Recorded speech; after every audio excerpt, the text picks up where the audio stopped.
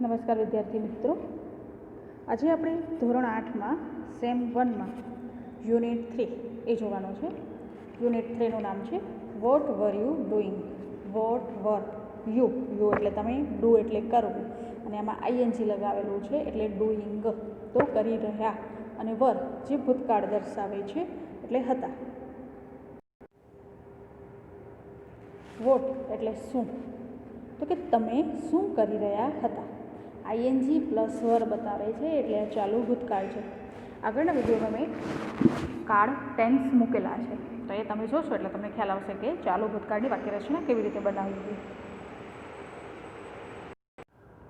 હવે આપણે lesson start કરીએ. એ લેસનમાં ફર્સ્ટ એક્ટિવિટી એ જોઈએ. હવે એક્ટિવિટી 1માં આપણને એક પિક્ચર આપેલું છે. એ પિક્ચર છે જાયન્ટ વ્હીલનું. હવે જાયન્ટ વ્હીલનું ચિત્ર અને એની નીચે આપણને 4 ક્વેશ્ચન આપેલા છે, અને 4 ક્વેશ્ચનના આન્સર આપણે આપવાના છે. તો સૌથી પહેલાં આપણે જોઈએ એ 4 question. What do you C in this picture? This picture, આ ચિત્રમાં વોટ ડુ યુ સી, તમને શું દેખાય છે એવું પૂછે. આ ચિત્રમાં તમને શું દેખાય છે? તો આપણે કહીએ જાયન્ટ વ્હીલ. પછી second, where is it found? આ તમે ક્યાં જોયું છે? ફાઉન્ડ એટલે આપણે ક્યાં આને જોયું? આમ તો ફાઉન્ડ એટલે શોધવું, ફાઇન્ડનું ફાઉન્ડ, પણ આપણે આને ક્યાં જોઈ શકીએ? તો કે ઇન ફેર એટલે કે મેળામાં. Have you ever taken a ride in it? તમે રાઇડ એટલે આના ઉપર ક્યારે બેઠા છો? યસ, જો તમે બેઠા હો તો હા, અને ન બેઠા હો તો નો. Tell your class about your experience riding on it. હવે જો તમે બેઠા હોય એની તો જે આ જાયન્ટ વ્હીલ છે એટલે કે જે ચકડોળ આપણે ગુજરાતીમાં કહેતા હોઈએ, અથવા તો ઘણા એમ કહેતા હોય કે રાજ, કે જે આપણને મેળામાં જોવા મળતા હોય છે. તો નાના પણ ચકડોળો છે અને મોટા પણ ચકડોળો છે, પણ આ ચકડોળ જાયન્ટ વ્હીલ એટલે ખૂબ જ મોટું છે. તો જો તમે આની સવારી કરી હોય, મતલબ એના ઉપર તમે બેઠા હો રાજમાં, અને કાંઈ તમને એક્સપિરિયન્સ એટલે કે અનુભવ થયો હોય, તો એ તમે તમારા ક્લાસને શેર કરો, એની સાથે તમે વાતચીત કરો. તો આ એક્ટિવિટી 1. હવે આપણે જોઈએ એક્ટિવિટી 2. એક્ટિવિટી 2માં આપણને એક પેરેગ્રાફ આપેલો છે. એક પેરેગ્રાફમાં એવી શોર્ટ સ્ટોરી છે. શોર્ટ સ્ટોરી એટલે સાવ નાની એવી વાર્તા, અને પછી આપણને પિક્ચર આપેલા છે. તો આપણે પહેલાં પેરેગ્રાફ જોઈએ કે સ્ટોરીમાં શું કહેવા માંગે છે, અને પછી આપણે એ પિક્ચર ઉપરથી જોઈશું. તો આ સ્ટોરીમાં વિનુ નામનો એક છોકરો, અને સ્ટાર્ટિંગ થાય છે કે Vinu climbed up a tree. Climbed ED મૂકેલું છે એટલે કે એ ભૂતકાળ બતાવે છે. Simple past tense. તો કે Vinu climbed up tree. Vinu tree એટલે ઝાડ, અને ક્લાઇમ્બ એટલે ચડવું, તો કે ક્લાઇમ્ડ ઈડી લગાવેલું છે ભૂતકાળ, તો કે ચડ્યો. વિનુ એક ઝાડ ઉપર ચડ્યો. He sat on a branch. Sat, સીટનું ભૂતકાળનું રૂપ સેટ. તે ઝાડની જે બ્રાન્ચ એટલે કે ડાળી, એ ડાળ ઉપર બેઠો. He was cutting the same branch. Cutting એટલે કાપવું, અને વોઝ આઈએનજી છે એટલે આ પાછું ચાલુ ભૂતકાળ છે. તો કે હી વોઝ, તે કટિંગ કરી રહ્યો હતો. સેમ બ્રાન્ચ એટલે કે પોતે જે ડાળ ઉપર બેઠો હતો એને જ તે કટ કરવા લાગ્યો, એને જ કાપી રહ્યો હતો. An old man so the boy. હવે એક વૃદ્ધ માણસે એટલે કે એક વ્યક્તિએ, વૃદ્ધ વ્યક્તિ હતા, એને સો, સીનું ભૂતકાળનું રૂપ જોયો. સી એટલે જોવું, અને આ ભૂતકાળ સો એટલે જોયો. He said, oh Vinu, don't cut the branch. તેમણે કહ્યું, અરે ઓ વિનુ, આ ઝાડની ડાળીને તું કાપ નહીં, એને કાપવાનું રહેવા દે. યુ વિલ ફોલ, તું પડી જઈશ. The boy laughed at the old man. જે વૃદ્ધ માણસે એને એમ કહ્યું કે તું આ ઝાડની ડાળીને કાપ નહીં, તો એ એના ઉપર હસે છે. લાફ્ડ એટલે એ હસ્યો. He did not follow his advice. કે વૃદ્ધ વ્યક્તિએ એને જે એડવાઇસ એટલે કે સલાહ આપી એને એ અનુસર્યો નહીં, મતલબ એનું કહ્યું માન્યો નહીં. He continued to cut the branch. અને પોતે જે ડાળી ઉપર બેઠો હતો તેણે એ જ ડાળ કાપવાનું ચાલુ રાખ્યું. He fell down. ફેલ એટલે પડી જવું, કે ભૂતકાળનું રૂપ છે ફોલનું. ફેલ તે પડ્યો. એન્ડ બ્રોક હિઝ લેગ, અને એનો પગ ભાંગ્યો. તો આ સ્ટોરી હવે આપણે જોઈએ ચિત્રમાં કે કેવી રીતે વિનુ ઝાડ ઉપર ચડે છે, અને પછી કેવી રીતે કટ કરે છે, અને છેલ્લે કેમ પડે છે. તો જોઈએ એનું પિક્ચર. જુઓ, ફર્સ્ટ પિક્ચરમાં પોતે ઝાડની ડાળી ઉપર બેઠો છે.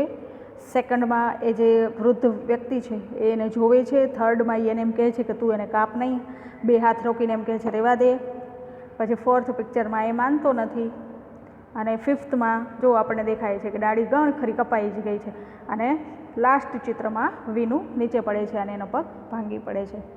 તો આ એક્ટિવિટી 2 હતી. હવે જે આપણો યુનિટ 3 છે એની જે મેઇન લેસન છે આપણું એ સ્ટાર્ટ થાય છે. તો હવે આપણે જોઈએ એક્ટિવિટી 3. એક્ટિવિટી 3માં read the following letter. Letter એટલે આપણને આ એક્ટિવિટી 3માં એક પત્ર આપેલો છે કે આમાં 2 પર્સન, એક ટીના અને એક મીના, કે ટીનાની ફ્રેન્ડ છે મીના, એ ટીના પત્ર લખે છે એની ફ્રેન્ડ મીનાને. તો આપણે જોવાનું છે આમાં કે પત્ર કેવી રીતે લખાય, કે આપણે આપણા ફ્રેન્ડને પત્ર મૂકવો હોય તો કઈ રીતે અંગ્રેજીમાં પત્ર લખાય, અને કેવી રીતે ટીના છે એ એની ફ્રેન્ડને પત્ર લખે છે અને એમાં એ શું વર્ણન કરે છે. તો સ્ટાર્ટિંગ કરીએ. બ્રેકેટમાં આપણને જે પેરેગ્રાફ આપેલો છે સૌથી પહેલાં એ જોઈએ. ટીના lives in a town called Halol. કે ટીના નામની જે છોકરી છે એ ટાઉન એટલે શહેર, અને કોલ્ડ હાલોલ કે હાલોલ જેને કહેવામાં આવે છે એવા હાલોલ નામના શહેરમાં ટીના રહે છે. It is surrounded by small villages. Surrounded એની આજુબાજુ, આસપાસ, કે જે ટીના જે શહેરમાં રહે છે એની આસપાસ ઘણા બધા વિલેજ, ગામડા છે. And it is not far from Vadodara, અને તે વડોદરાથી દૂર નથી. Last month Tina visited a village fair near Halol. Village fair, fair એટલે મેળો, અને વિલેજ ગામડાનો મેળો. તો ટીનાએ વિઝિટેડ, વિઝિટ એટલે મુલાકાત લેવી, અને ઈડી વિઝિટેડ કે સિમ્પલ પ્રેઝન્ટ ટેન્સનું આ સેન્ટેન્સ છે, સાદા ભૂતકાળનું. તો કે એને મુલાકાત લીધી. જે હાલોલ નજીક એક ગામડાની, એ ગામડામાં મેળાની મુલાકાત ટીનાએ લીધી. After few days she visited a trade fair in Vadodara. After few days, થોડા દિવસો પછી, she visited a trade fair in Vadodara. વડોદરામાં એક ટ્રેડ ફેર, ટ્રેડ એટલે વ્યાપારિક મેળો, કે તેણે એક વ્યાપારિક મેળાની મુલાકાત લીધી. She wrote a letter to her friend Meena. કે આ 2 મેળાની મુલાકાત લીધા પછી તેણે એની જે ફ્રેન્ડ હતી મીના એને પત્ર લખ્યો. વો લિવ્સ ઇન ભુજ, કે જે ભુજમાં રહેતી હતી. એની જે ફ્રેન્ડ મીના ભુજમાં રહે છે. તો ટીના પોતે આ 2 મેળાની મુલાકાત લઈ આવે છે, એક તો વિલેજ ફેર અને બીજો એક છે વડોદરામાં ટ્રેડ ફેર. તો કે આ બંનેની મુલાકાત એણે લીધી, તો એમાં એને શું જોયું અને શું એને એક્સપિરિયન્સ થયો એ બધો એ એની ફ્રેન્ડ મીનાને પત્રમાં લખીએ છે. તો ચલો આપણે જોઈએ હવે કે એ ટીના પત્રની, લેટરની સ્ટાર્ટિંગ કઈ રીતે કરે છે. સ્ટાર્ટિંગ થાય છે હાલોલ, 25th જુલાઈ 2014. હાલોલ, પોતે ટીના રહે છે એટલે એ શહેરનું નામ લખ્યું, પછી તારીખ લખી, ડેટ કે આપણે જે તારીખે પત્ર લખતા આવીએ તો ત્યારની તારીખ લખાય છે. એટલે આ 25 જુલાઈના લખે છે 2014ની સાલમાં. હવે આ 2 લખ્યા પછી હવે ડિયર મીના સંબોધન કરે છે. ડિયર એટલે વહાલા અને ફ્રેન્ડ મીના. હવે આપણે ફ્રેન્ડને પત્ર લખતા હોઈએ તો એનું જે નામ હોય એ મુકાય.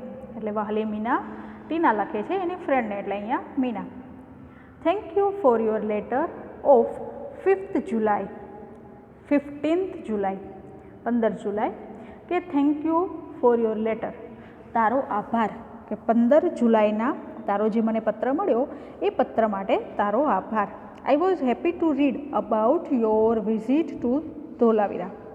એટલે કે ધોળાવીરા એને મુલાકાત લીધી મીનાએ. તો મીનાએ એને પત્ર લખ્યો 15 જુલાઈના, એટલે પહેલાં તો એને આભાર માન્યો અને પછી કહે છે કે આઈ વોઝ હેપી ટુ રીડ, હું વાંચીને આનંદિત થઈ, ખુશી થઈ તારા વિઝિટ, કે તે જે ધોળાવીરાની મુલાકાત લીધી એ પત્ર વાંચીને મને આનંદ થયો. I visited two different fairs last month and I want to tell you about them. I visited કે મેં મુલાકાત લીધી, ટુ ડિફરન્ટ ફેર્સ 2 ડિફરન્ટ જુદા જુદા મેળાની, લાસ્ટ મંથ ગયા મહિને, એટલે કે ગયા મહિને મેં 2 જુદા જુદા મેળાની મુલાકાત લીધી, અને આઈ want to tell you about ધેમ, અને હું તેના વિશે તને કહેવા માંગુ છું. આઈ વોન્ટ ટેલ એટલે કહેવું અને વોન્ટ એટલે ઈચ્છવું. આપણે એમ કહીએ કે કહેવા માગું છું તો ટેલ, કહેવા ઈચ્છું છું તો વોન્ટ ટુ ટેલ યુ. હવે જોઈએ કે એ આગળ બે મેળાની વાત કઈ રીતે કરે છે.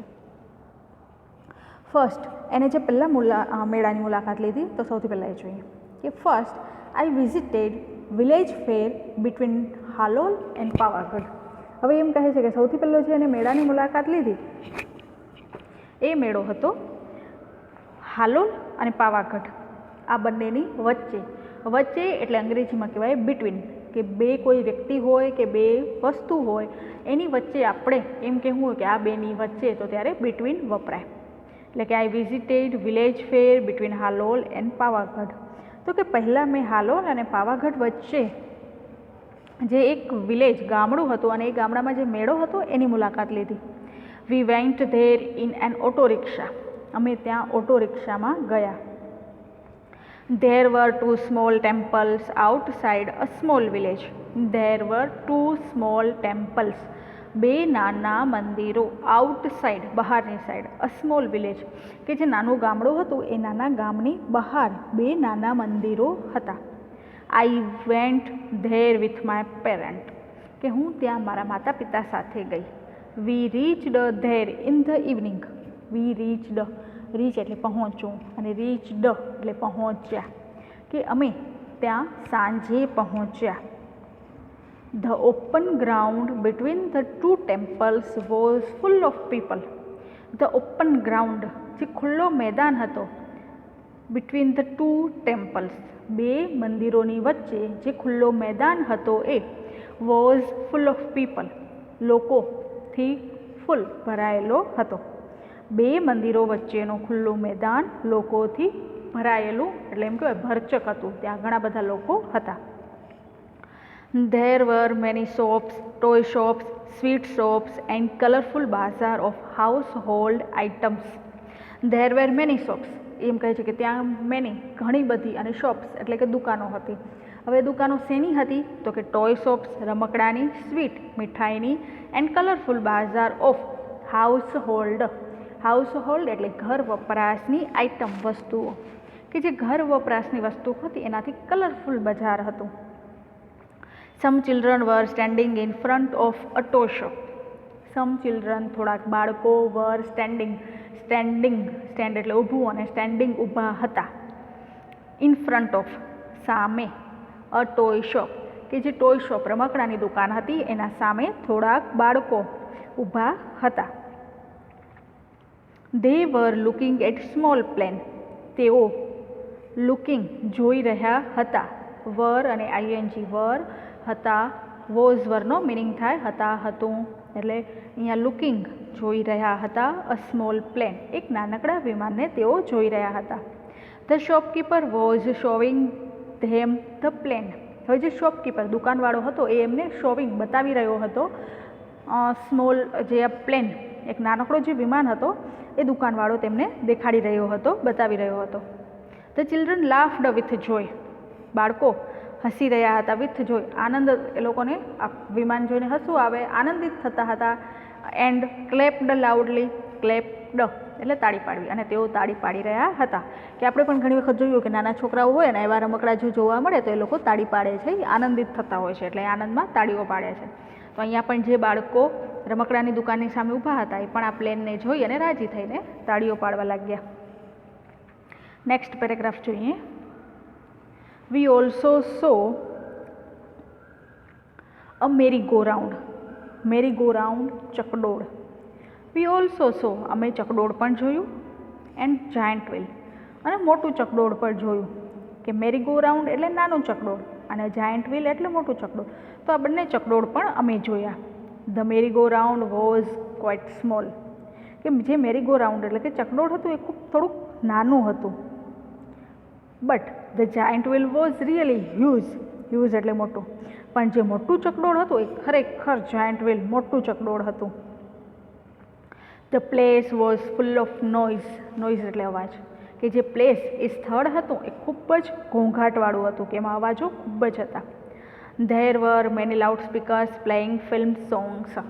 કે ત્યાં ફિલ્મ સોંગ પિક્ચરના ગીતો લાઉડ સ્પીકરમાં વાગી રહ્યા હતા, કે લાઉડ સ્પીકર ઉપર ઘણા બધા એવા લાઉડ સ્પીકર હતા કે ત્યાં ફિલ્મી સોંગ, પિક્ચરના ગીતો વાગી રહ્યા હતા. કે જો આપણે પણ મેળાની મુલાકાત લીધી હોય અને તમે મેળામાં ગયા હોય એટલે તમને બધાને ખ્યાલ હોય કે બધા કેવડા બધા સ્ટોલ હોય, એ સ્ટોલમાં જુદી જુદી વસ્તુઓ હોય અને ચારે બાજુ લાઉડ સ્પીકર હોય તો એ ફૂલ વાગતા હોય છે.